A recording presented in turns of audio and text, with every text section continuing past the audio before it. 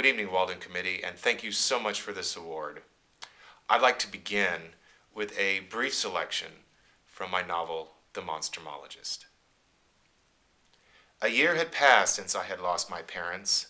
Still, the memory and its attendant lords of anguish and rage reigned in the desert sovereignty of my soul, as if no time had expired since that night our house burned to its foundations.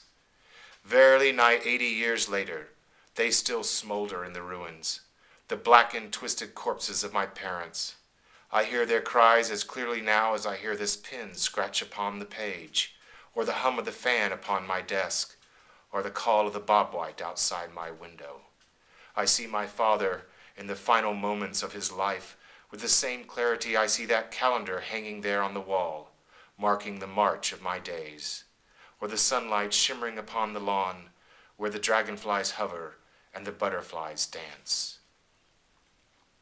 Standing before the seething pile of the immolated anthropophagi, no more than a 5-minute walk from their graves, I shuddered at the long slumbering memory of that night.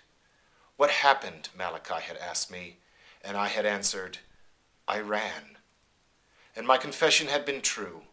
I did run, and I have been running ever since, running from the acrid smell of my parents' melting flesh and the pungent stench of my mother's burning hair, running from the groaning joists as they collapsed behind me and the bestial roar of the gluttonous flame chomping and chewing everything in its path.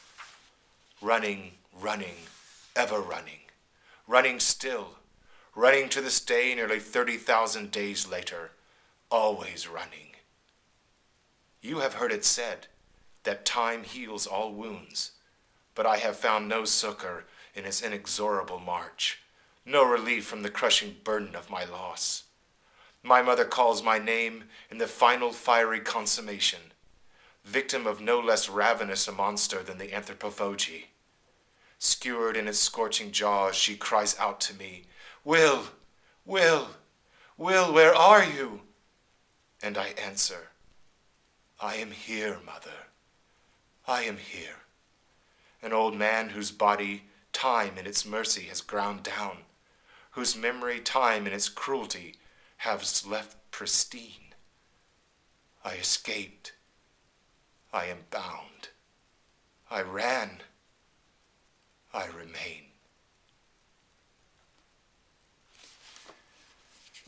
Again, I'd like to thank the committee.